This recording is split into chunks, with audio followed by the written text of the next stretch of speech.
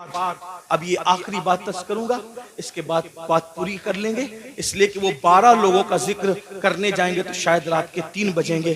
और मेरी आदत है इससे पहले कि लोग जिक्र इलाही से उकता जाए, हमें अपनी बात मुकम्मल करनी चाहिए। और लोग कहें चुप हो जाओ, इससे पहले हमें खुद ही चुप हो जाना चाहिए। ये आदाब महफिल भी है और ये शराफत की निशानी भी है।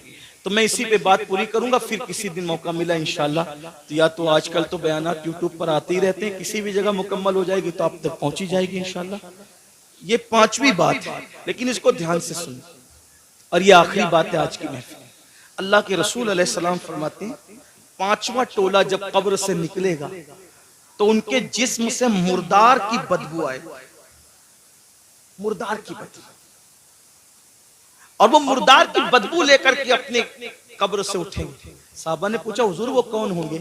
आका फरमाते वो लोग होंगे जो दुनिया में छुप छुप कर गुनाह करते, तन्हाई में गुनाह करते, पोशीदा तौर पे गुनाह करते, लोगों के सामने नेकियां और तन्हाई में गुनाह। ऐसे लोगों के लिए अल्लाह फरमाता है जो लोगों के सामने नेकी करके तन्हाई में गुनाह करें, मैं उनके साथ ऐलान जंग करता हूं। और दूसरी हदीस में आता है कि हबाअम मंसूरा की तफसीर करते हुए अल्लाह के रसूल ने खुद फरमाया, आका फरमाते हैं साहबा ने पूछा हुजूर ये हबाअम मंसूरा का मतलब क्या है? कि अल्लाह उनकी नेकियों को जर्रे की तरह बिखेर देगा। तो आका फरमाते हैं जो तन्हाइयों में गुनाह करते थे अल्लाह उनकी नेकियों को ऐसे बिखेर देगा जैसे रोजोन के जर्रात होते हैं जो सिर्फ धूप में नजर आते हैं, इतने बारीक कर देगा अल्लाह, यानी इतनी बेवकूफ हो जाएगी उनकी नेकियां कि अल्लाह ताला उनके जर्रे जर्रे कर देगा, उनकी नेकी कोई काम की नहीं होगी। और अल्लाह पाक उनकी नेकियों को रद्द फरमाएगा। वल आक़िबतु लिल मुत्तकीन, आखिरत तो मुत्तकियों के लिए है। इस सिलसिले में हजरत ज़ैद एक बात बयान करते, फरमाते हैं मैं कब्रिस्तान गया, जब कब्रिस्तान पहुंचा तो एक दरख्त को टेक लगाकर मैं बैठ गया, इसलिए कि मैं चाहता था कि कब्रों को देख करके इबरत हासिल करूं। ऐसे में टेक लगा के बैठ गया तो मैंने क्या देखा, मेरी आंख लगी। आंख लगी तो दिल की आंखें बेदार हुई। मैंने ख्वाब देखा कि लोग अपनी अपनी कब्रों से उठ रहे हैं, किसी के उजले लिबास है, किसी के मैले लिबास है, कोई कैसा है कोई कैसा है। लेकिन एक शख्स को मैंने देखा जब वो उसकी कब्र से उठा, उसकी कब्र से तो एक आसमान से आग की चैन जंजीर आई और उसके हलक में डाली गई और वो उसके हलक से गुजरते हुए पेट और पेट के बाद फिर नीचे के मकाम से वो जंजीर निकल गई और वो चीख रहा था, चिल्ला रहा था और चीखते चिल्लाते कहता था मुझ पर ये क्या अज़ाब हो रहा है? क्या मैं नमाज नहीं पढ़ता था? क्या मैं रोजा नहीं रखता था? क्या मैं रमजान शरीफ के रोजे नहीं रखता था? क्या मैंने हज नहीं किया था? क्या मैंने उम्रे नहीं किए थे? क्या मैंने सदका नहीं दिया था? क्या मैंने ज़कात नहीं दी थी? क्या मैं फला नेक काम नहीं करता था? गर्ज के वो अपनी सारी नेकियों को गिनाएगा गिनाएगा गिनाएगा। इसका मतलब वो गुनहगार नहीं था, वो नेकोकार था, इसलिए वो वहां भी नेकियों को गिनाएगा। हजरत ज़ैद कहते हैं जब वो अपनी नेकियों को गिना रहा था तो गैब से आवाज आई, बंदे तू सारी नेकियां करता था, लेकिन जब तू अकेले में और तन्हाई में होता था तब तू गुनाह करता था, अल्लाह से नहीं डरता था। तो जिसने तन्हाई के अंदर गुनाह किया अल्लाह ने उसकी नेकियों को जाय कर दिया। आपसे पूछता हूँ अल्लाह के बंदो, नरम नरम गद्दों पे लेटकर रात की तन्हाइयों में चार दीवारी में क्या देखते हो?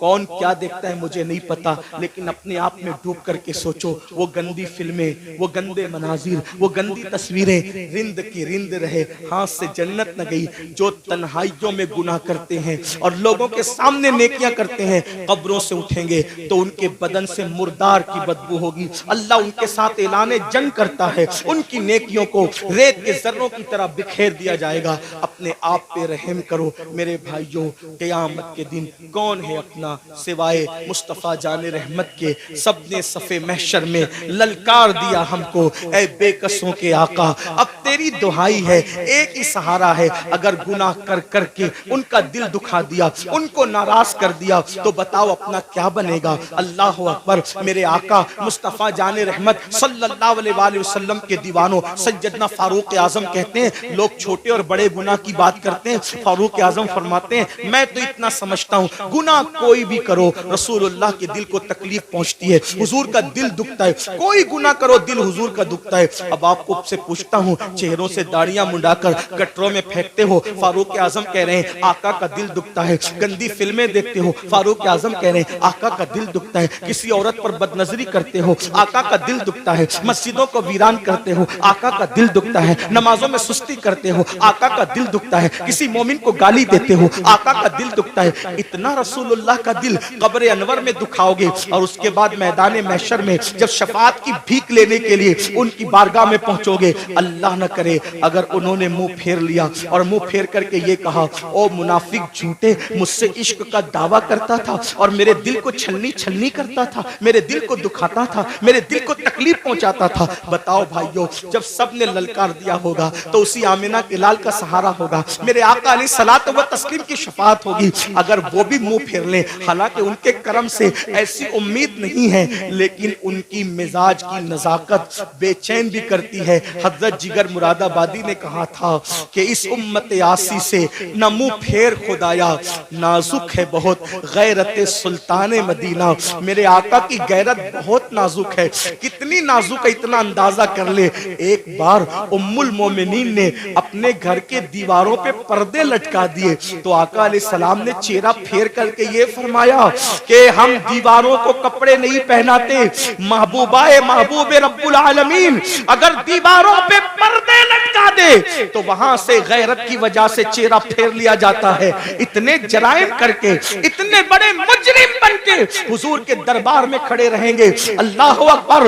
अगर उनकी गैरत की नजाकत ने मुंह फेर लिया, कहां जाओगे, किसके पास जाओगे, किसके दरवाजे पे दस्तक दोगे? इसलिए आज उनको मनाओ, आज उनको राजी करो, आज उनकी बारगाह में माफी मांगो, उनके वसीले से अल्लाह की बारगाह में तौबा करो, ताकि दुनिया भी संवर जाए, आखिरत भी संवर जाए। अल्लाह पाक की बारगाह में दुआ है कि मेरा अल्लाह सबसे पहले मुझे और आप सबको अमल की तौफीक अता फरमाए। गुफ्तगू के दरमियान अगर